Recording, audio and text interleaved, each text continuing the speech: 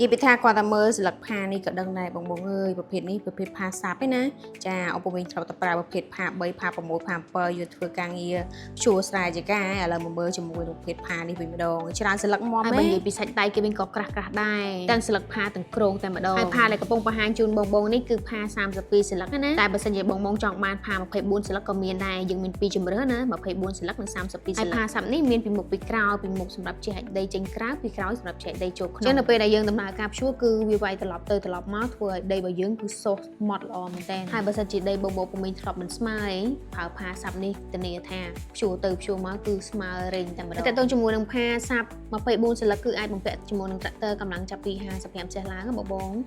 តែបើសិនជា32ស្លឹកគឺយើងអាចបំពាក់ត្រាក់ទ័រចាប់ពី70សេះហើយបើត្រាក់ទ័របងកាន់តែធំគឺកាន់តែល្អទៀតហើយដូចនេះបើសិនជាបងចង់ដឹងព័ត៌មានតកតងជាមួយផាសាប់មួយនេះបងអាចតកតងតាមលេខទូរស័ព្ទនៅក្នុងវីដេអូនេះបានណាឬក៏បងអាចឆាតជុំពេកដើម្បីទទួលបានព័ត៌មានបន្ថែមអរគុណច្រើនបងជួបគ្នានៅវីដេអូក្រោយទៀត